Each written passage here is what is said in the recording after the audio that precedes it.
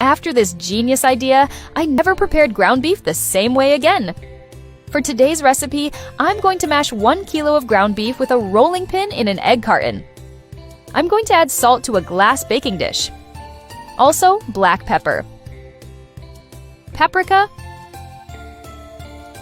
and garlic powder, repeating until the glass baking dish is complete. I'm sure you're going to love making this recipe at home. Next, I'm going to transfer the ground beef inside it. Then, I'm going to separate each portion of the ground beef. And I'm going to coat one at a time in the seasonings added, shaping it very well into a ball. Now I'm going to add 1 tablespoon of butter in a pan, and I'm going to melt it, spreading it very well. Then I'm going to place the portions of ground beef.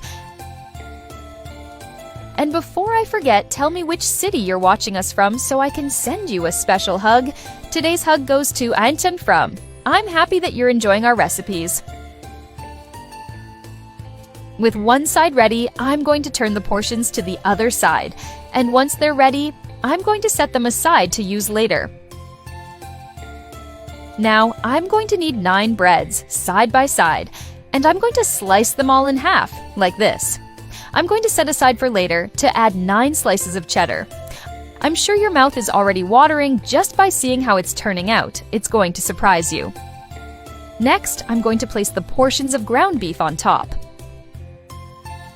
And I'm going to cover with 6 more slices of cheddar. This recipe is very quick and easy to make. Even without kitchen experience, there's no way to have difficulties when preparing it. I'm sure you're going to love making it. Now I'm going to add ketchup to taste on top of everything.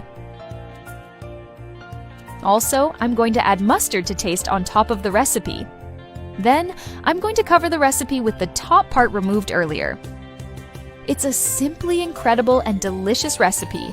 Make it at home, and then come back here to tell me what you thought. After that, I'm going to apply butter over a glass baking dish, spreading it very well with a kitchen brush.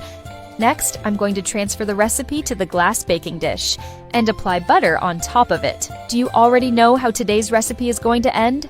After that, I'm going to take the recipe to the oven at 350 Fahrenheit degrees for 15 minutes.